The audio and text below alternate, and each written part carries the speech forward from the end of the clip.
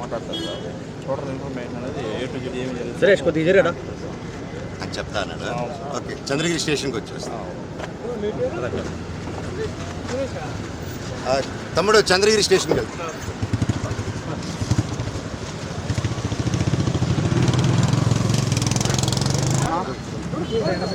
అన్నా తమ్ముడు పక్కరాట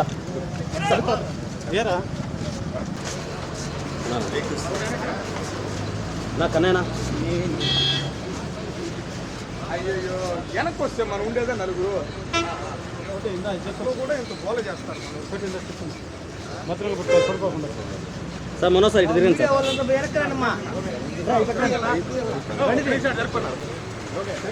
సార్. గురు బషీర్ దేవుడు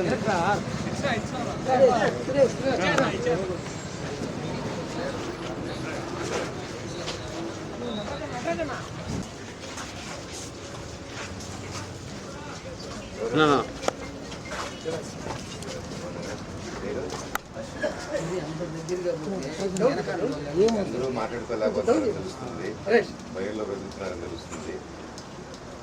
మీరు ధైర్యం చేసి వచ్చేంత వరకు నేను పోరాడుతూనే ఉంటాను. మీరందరూ నాకు ఒక పేజీ పెడితేనే నేను వెళ్ళాను. ఈరోజు నా మీద ఎంత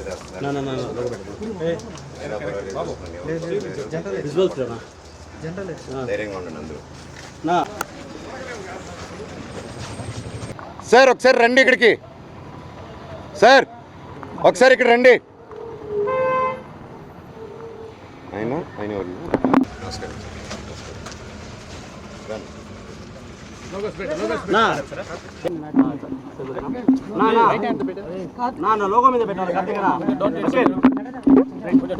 అందరికి నమస్కారం.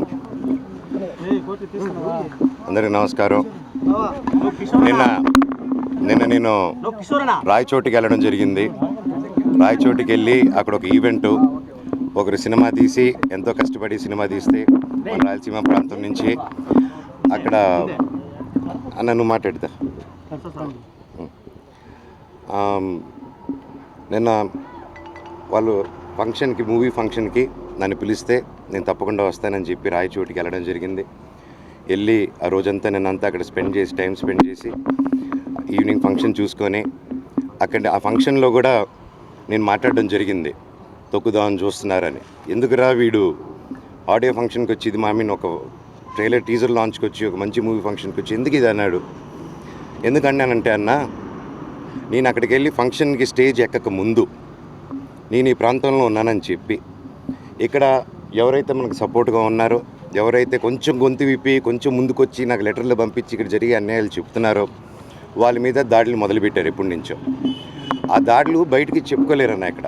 ఎందుకంటే ఎన్నో కోట్లు పెట్టి వాళ్ళ పొలాలు కొనుక్కొని, కొంతమంది ఇక్కడే వాళ్ళ పొలాల మీద బిల్డింగ్లు కట్టుకొని, ఎన్నో కోట్లు ఖర్చు పెట్టి లోన్లు తీసుకొని బిల్డింగ్లు కట్టుకొని వచ్చే డబ్బు మీద, వచ్చే ఫీజుల మీద, వచ్చే హాస్టల్ రెంట్ల మీద బ్రతుకుతున్నారు. అలాగే వాళ్ళకు వచ్చేది అన్న దాంట్లో నుంచి హేమాద్రి నాయుడు వీళ్ళందరూ కలిసి కొట్టి బెదిరించి ప్రతి ఒక్కరి దగ్గర డబ్బు వసూలు చేస్తున్నారు, పర్ స్టూడెంట్కి ఇంత అని చెప్పి. ఈ కంప్లైంట్స్ నాకు వచ్చింది, ఇదేంటి ఇలా జరుగుతున్నాయంట, ఇవన్నీ మనుషులు పంపిస్తున్నారు, ఇలా కొట్టిపిస్తున్నారు అని చెప్పి నేను క్వశ్చన్ రేజ్ చేసిన తర్వాత నా మీద ఇలా అబండాలు వేయడం, కుటుంబ సమస్యలని చెప్పడం, ఇదంతా ఒక మీడియా హెడ్గా ఇంతకుముందు పనిచేసి ఇప్పుడు మీడియా బ్యాక్గ్రౌండే లేకుండా ఒక క్యాంపస్కి, ఒక ఎడ్యుకేషన్ 17,000 మంది స్టూడెంట్స్కి హెడ్గా ఉండి క్యాంపస్ని నడిపిస్తూ ఇక్కడ ప్రతి ఒక్కరిని బెదిరించుకుంటూ, ఒక క్వశ్చన్ అడిగితే ఒక మీడియా స్టైల్, వీడి మీద ఒక స్టోరీ క్రియేట్ చేయడం, అలాగా వీడి మీద ఒక స్టోరీ క్రియేట్ చేసి వీడు తాగేసి వచ్చి ఆస్తుల కోసం అడుగుతున్నాడు, కొట్లాడుతున్నాడు అని చెప్పి, సరే వీడినంటే ఇంక్లూడ్ చేస్తే వీడు వినడు, వీడి వైఫ్ని ఇంక్లూడ్ చేద్దాం, వీళ్ళ పిల్లల్ని ఇంక్లూడ్ చేద్దాం, సరిపోతే వాళ్ళ అమ్మని కూడా ఇంక్లూడ్ చేద్దాం అనుకుంటూ లేడీస్ మీద టార్గెట్ చేయడం మొదలుపెట్టారు. ఇక్కడ వాళ్ళందరికీ ఏమైపోయింది, అయ్యో హైదరాబాద్లో మనోజ్ని ఎంత ఇబ్బంది పెడుతున్నారు, మనోడిని అతన్నే అంత ఇబ్బంది పెడుతుంటే మనల్ని అసలు లెక్క చేస్తారా ఇక్కడ అనేసి ఒక స్ట్రాటజీలో వెళ్తున్నారు వీళ్ళు. అన్న నా సైడ్ నిజం ఉంది, వాళ్ళ సైడు నిజం లేదు, వాళ్ళని ఒక్క ప్రూఫ్ ఇమ్మనండి, నా దగ్గర అన్ని ప్రూఫ్లు ఉన్నాయి. సో ఇది ఆన్గోయింగ్ ఇష్యూ.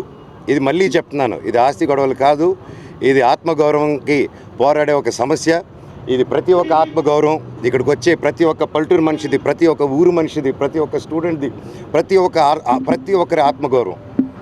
తెలంగాణ గవర్నమెంట్లో నేను వెళ్ళి వెంటనే కంప్లైంట్ చేయగానే డీజీ గారికి, మా కమిషనర్ సుధీర్ బాబు గారికి, అలాగే మా పాటి షరీఫ్ సిఐ, ప్రతి ఒక్కరికి సిఐ గారికి, ప్రతి ఒక్కరికి మేము గురువారెడ్డి గారికి, ప్రతి ఒక్కరికి మేము అక్కడ విన్నపం చేసి ఆ బౌన్సర్ది మీరంతా టీవీలో చూశారు అక్కడ. కాబట్టి బయటకు వచ్చేసింది, అప్పుడు ప్రెస్లో వచ్చింది కాబట్టి అందరూ ధైర్యం చేసి చెప్పారు కాబట్టి కోర్టు నుంచి ఆర్డర్స్ వచ్చి బౌన్సర్స్ ఉండకూడదని చెప్పి కమిషనర్ గారు కూడా స్ట్రిక్ట్ ఆర్డర్స్ ఇచ్చి అక్కడ కంట్రోల్ చేయగలిగారు. నేను లాస్ట్ టైం ఇక్కడికి వచ్చినప్పుడు, గొడవలకు వచ్చినప్పుడు నేను క్లియర్గా నేను చెప్పాను సిఐ గారికి, డిఎస్పీ గారికి క్లియర్గా చెప్పాను, సార్ ఇలా ఉందంటే వాళ్ళు ఇమ్మీడియట్గా యాక్షన్ తీసుకొని కంట్రోల్ చేశారు అప్పుడు ఇష్యూని. దానికి నిజంగా thank you very much sir, ఇమ్మీడియట్గా రెస్పాండ్ అయినందుకు. ఈరోజు నిన్న జరిగిన ఇష్యూలో టక్కని ఒక 10 మంది, నేను కరెక్ట్గా స్టేజ్ ఎక్కక ముందు కాల్స్ వచ్చింది నాకు, అన్న కూడా పక్కనే ఉన్నారు, టక్కని కాల్స్ వచ్చింది, ఇలాగ మన అనిల్ని ఎఫ్ఐలో అందరూ బౌన్సర్స్ అన్నందులో ఒక 16 మంది కర్రలు, కటార్లు, రాడ్లతో వచ్చి ధ్వంసం చేశారు. ఎందుకంటే కొద్ది రోజుల క్రితం ఈయన మన క్యాంపస్లో ఉన్నప్పుడు వినయ్ గారు పలువురు చాలామందితో అదే హెడ్స్తో కూర్చొని అందరూ హాస్టల్స్ కూర్చొని చెప్తూ ఉంటే నిలబడి, సార్ ఇక్కడ టెర్రరిస్టులు లేరు, పిల్లలే, ఇంత బౌన్సర్స్ ఎందుకు సార్, వాళ్ళు కొంతమంది బౌన్సర్స్ రాత్రి అయితే తాగేస్తున్నారు, ఇక్కడ గొడవలు చేస్తున్నారు, దయచేసి వాళ్ళతో ఇవి అవుతుంది, ప్రొఫెషనల్ సెక్యూరిటీ గార్డ్స్ని పెట్టండి సార్, ప్రొఫెషనల్ ఆర్మీ వాళ్ళని పెట్టండి సార్, ఆల్రెడీ ఆర్మీ వాళ్ళు కొంతమంది ఉన్నారు, ఇంకా పూర్తిగా వాళ్ళని పెట్టి డిసిప్లైన్గా ఈ అలవాట్లు నేను వాళ్ళని సెలెక్ట్ చేసి పెట్టాలి ఇంతమంది స్టూడెంట్స్ ఉన్నప్పుడు. నేను ఫస్ట్ నుంచి ఒకటే చెప్తున్నా, మా ఏరియాలో ప్రతి ఒక్కరిని భయభ్రాంతులతో గురి చేస్తున్నారు. సో మళ్ళీ చెప్తున్నాను, ఇక్కడ వీళ్ళని ప్రతి ఒక్కరిని ఇప్పుడు ఈరోజు కొట్టు మూసుకొని పారిపోయాడు, మీరు నోటీస్ చేస్తే నేను గొడవ అయిన వెంటనే సీసీటీవీలు లాక్కొని వెళ్ళడం, హైదరాబాద్లో కూడా నా ఇంట్లో నుంచి సీసీటీవీలు లాక్కొని వెళ్ళడం, ఎక్కడే గొడవ జరిగినా సీసీటీవీలు లాక్కొని వెళ్ళడం. సో ఇది ఆనవాయితీ అయిపోయింది. So as it is same repeat అవుతుంది ప్యాటర్న్. దయచేసి నేను రిక్వెస్ట్ చేస్తున్నాను, ఎమ్మెల్యే గారిని కూడా నేను ట్రై చేశాను, సార్ నానిగారు మీకు నమస్కారం, ఇక్కడున్న ప్రతి ఒక్కరూ మీకు సపోర్ట్ చేసి ఓట్లు వేశారు సార్, అండ్ మీకు తెలుసు ప్రతి ఒక్కరు నిలబడి సపోర్ట్ చేశారు, ఇక్కడ ప్రజలందరికీ మీ సపోర్ట్ కావాలి sir, we're doing a good governance. ఇక్కడ కూడా ఈ సమస్యలు మీ దృష్టికి తీసుకొస్తున్నాను, తీసుకొచ్చి ఇక్కడ మన వాళ్ళకి ప్రతి ఒక్కరికి సేఫ్టీ కలిగండి సార్, అంతే. ప్రతి ఒక్కరికి మీరు ధైర్యం ఇవ్వండి, నేను అడిగేదాన్ని ఏమి ఇవ్వకండి, వాళ్ళకి ధైర్యం ఇవ్వండి. ఇలా పోలీస్ సిబ్బంది ఉంది, మీరున్నారు, గుడ్ గవర్నెన్స్ ఉందని నిన్ను నమ్ముతున్నాను, అది కూడా ఇక్కడ ప్రజలు నమ్మేలాగా చేద్దాం మనం. గత 5 yearsగా, గత కొద్ది సంవత్సరాలుగానే వీళ్ళని 3-4 yearsగా అసలు ఎలా ఉందంటే 3 years బ్యాక్ ఇలా లేదండి. ఎప్పుడు నాన్నగారు ఇది చూసుకునేంత కాలం ఇది ఇలా లేదండి. ఆయన 10 మందికి హెల్ప్ చేయాలని స్టార్ట్ చేసిన క్యాంపస్ 3 years నుంచి ఏమైందో తెలియదు. ఎందుకు ఇలా ఎవరు మేనేజ్మెంట్కి వెళ్ళిందో ప్రతి ఒక్కరికి తెలుసు మీకు. సో దయచేసి please look in to it, ఈ బౌన్సర్స్ని అంతా ఎండ్ చేయండి.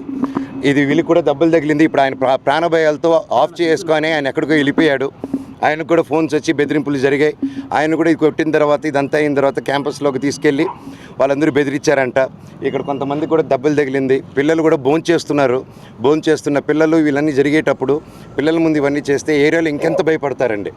ఇది కేవలం ఇంటిమిడేషను, ఇది అంతం చేయాలి. దయచేసి మీ అందరూ రిక్వెస్ట్ చేస్తున్నాను. అలాగే విష్ణు గారు, వినయ్ గారు కూడా ఈ విషయాన్ని సీరియస్గా తీసుకొని దయచేసి ప్రేమను పంచండి, ప్రేమతోనే డీల్ చేద్దాం. మనమంతా ఒకటి, మనంతా ఒక కుటుంబం.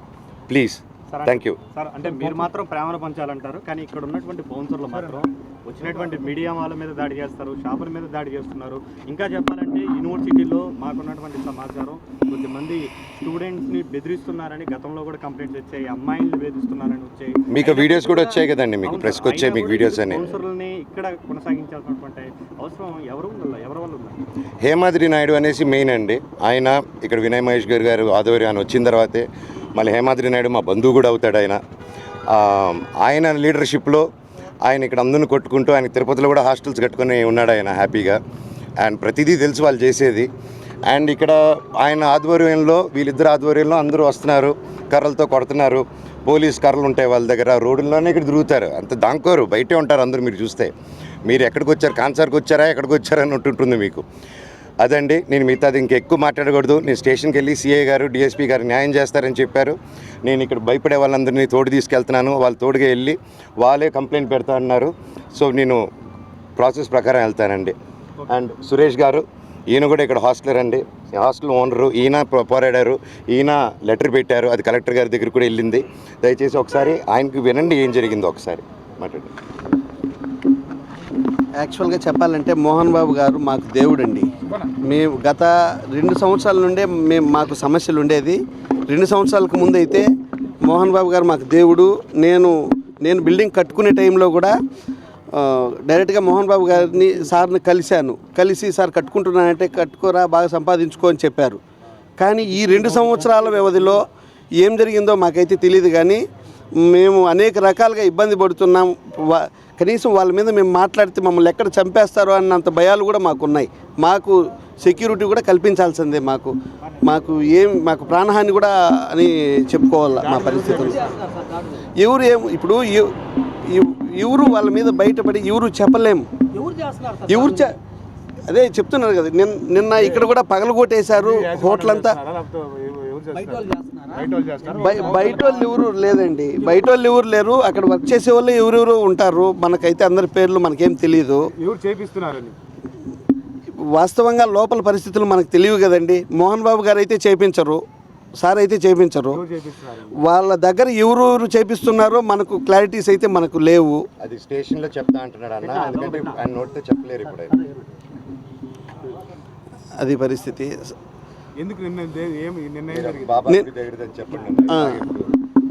యాక్చువల్గా మనకు 2 సంవత్సరాల నుంటే మేము ఈ విధంగా ఇబ్బంది పడతాండి. 2 సంవత్సరాలకు ముందు అయితే లేదు. మా కోసం అవును ఒక్కొక్క స్టూడెంట్కి 10,000 15,000 అలా పే చేయమని చెప్పారు ప్రతి సంవత్సరము ఒక్కొక్క స్టూడెంట్కి. అవును ఎవరు మనమే తీసుకెళ్ళి ఇవ్వాలి, మనమే తీసుకెళ్ళి ఇవ్వాలి.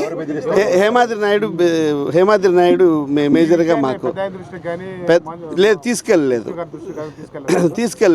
మనోజ్ బాబు గారు కూడా ఫైట్ చేస్తున్నారు కదా. అయితే కూడా మాకు ఎక్కడ న్యాయం జరిగిపోయింది? న్యాయం అయితే ఎక్కడ జరిగింది చెప్పండి? తీసుకెళ్ళాం. సీఎం గారి దృష్టికి కూడా ఒక 16 మంది 20 మంది దాకా సైన్లు చేసి సీఎం గారి దృష్టికి కూడా తీసుకెళ్ళాము. కానీ ఎక్కడి నుండి ఏమి రిజల్ట్ అయితే ఏం మాకు అనుకున్న విధంగా లేదు.